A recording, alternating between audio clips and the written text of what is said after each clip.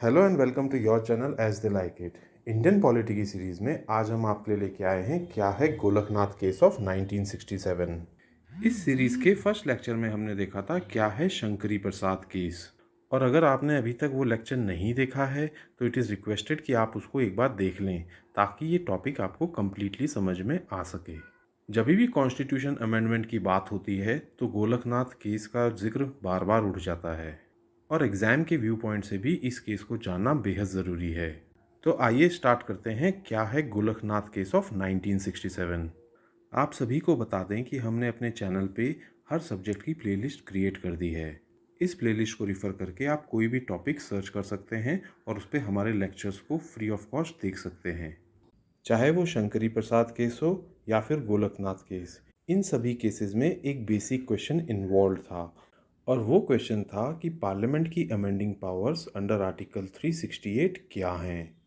अब जहाँ तक बात है आर्टिकल 13 और आर्टिकल 368 में क्या डिफरेंस है, तो ये हमने शंकरी प्रसाद वाले केस की लेक्चर में कवर किया हुआ है। अगर आपने वो अभी तक नहीं देखा है तो आप उसे एक बार रेफ़र कर सकते हैं। आइए अब जानते हैं background of the Golaknath case.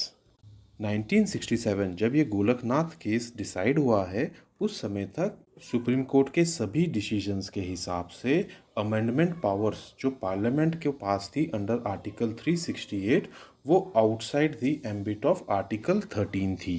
कहने का मतलब ये है कि आर्टिकल 368 में पार्लियामेंट जो भी अमेंडमेंट करती थी वो फाइनल ही समझी जाती थी। पंजाब में दो भाई थे, हेनरी और विलियम गोलकनाथ, जो ओन करते थे अराउंड 500 एकर्स ऑफ फार्मलैंड। लेकिन 1953 में पंजाब गवर्नमेंट एक Punjab security and land tenures act लेकर आई। इस एक्ट के हिसाब से कोई भी इंसान मैक्सिमम 30 एकर्स ऑफ लैंड ही रख सकता था, बाकी सब के सब गवर्नमेंट के पास चले जाना था।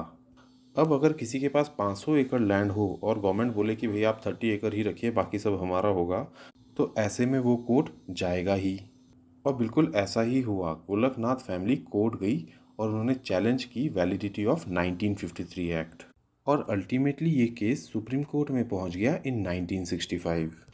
आइए जानते हैं इस फैमिली की सुप्रीम कोर्ट में क्या मेन अपील्स थी। गोलकनाथ फैमिली का कहना था कि 1953 का पंजाब लॉ ऑब्स्ट्रक्ट या इन्फ्रिंज करता है राइट टू ओन प्रॉपर्टी, जो कि आर्टिकल 19(1)(f) में दिया गया है। यहाँ पे ये बात आपको बता दें कि 1978 में 44th अमेंडमेंट एक्ट से 19(1)(f) को डिलीट कर दिया गया था। बट क्योंकि ये केस 1967 के पीरियड का था तो उस समय आर्टिकल 19(1)(f) में राइट टू ओन प्रॉपर्टी दिया गया था। उनकी सेकंड कंटेंशन थी कि ये लॉ प्रिवेंट करता है उनको from holding a profession of their choice. Third contention थी कि ये right to equal protection under article 14 को भी थ्रेटन करता है। और फोर्थ उनकी कंटेंशन थी कि जो 17th अमेंडमेंट है उसको भी अनलॉफुल करार दिया जाना चाहिए। अब आइए जान लेते हैं कि 17th अमेंडमेंट क्या थी।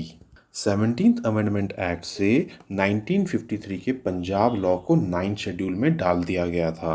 अब जैसा कि हमने आपको शंकरी प्रसाद वाले लेक्चर में बताया था कि 9th शेड्यूल में जिस भी लॉ को डाला जाता है वो outside the purview of judicial review हो जाता है। आइए अब जानते हैं क्या रहा सुप्रीम कोर्ट का जजमेंट। सुप्रीम कोर्ट ने गोलकनाथ केस में कहा कि amendment to the constitution under article 368 is an ordinary law and not a constituent law. और क्योंकि ये ऑर्डिनरी लॉ है तो इसको टेस्ट ऑफ आर्टिकल 13 पास करना ज़रूरी है, जो बोलता है कि ऐसा कोई भी लॉ जो कि फंडामेंटल राइट्स को अब्रिज कर रहा हो या उनको इन्फ्रिंज कर रहा हो उसको वॉइड कर दिया जाएगा। कहने का मतलब ये है कि सुप्रीम कोर्ट ने अपने earlier stand in the famous Shankari Prasad case उसको चेंज करते हुए ये रूल किया कि parliament through constitutional amendments under article 368 fundamental rights को अमेंड नहीं कर सकती है। यहाँ पे एक और इम्पॉर्टेंट फैक्ट जान लें कि सुप्रीम कोर्ट ने यहाँ पर फॉलो की थी doctrine of prospective over ruling, और इसी की वजह से 17th अमेंडमेंट और 1953 के पंजाब लॉ को इनवैलिड करार नहीं किया गया। हालांकि सुप्रीम कोर्ट ने ये क्लियर कर दिया कि उस समय के बाद यानी 1967 के बाद पार्लियामेंट के पास कोई पावर नहीं होगी कि वो पार्ट 3 यानी कि फंडामेंटल राइट से रिलेटेड कॉन्स्टिट्यूशन में कोई भी अमेंडमेंट कर सके। आइए अब ब्रीफ में देख लेते हैं doctrine of prospective over ruling क्या है। Doctrine of prospective over ruling में दो बातें कही गई हैं। पहली बात तो ये कही गई है कि कोर्ट ड्यूटी बाउंड है कि वो कोई भी न्यू और बेटर रूल से ओल्ड अनसाइंटिफिक या कंडेम रूल को रिप्लेस करे। और सेकंड बात इस रूलिंग में ये कही गई है कि ऐसा नया रूल किसी भी पास्ट कोर्ट जजमेंट को इफेक्ट नहीं करेगा।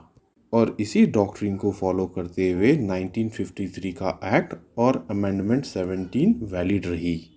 यहाँ पे एक फैक्ट और जान लें कि इस केस को डिसाइड करने के लिए कॉन्स्टिट्यूशनल बेंच बैठी थी जिसमें 11 जजेस थे जिन्होंने ये जजमेंट 6:5 के रेशो में पास किया था। तो दोस्तों ये था एज दे लाइक इट की तरफ से क्या था गोलकनाथ केस।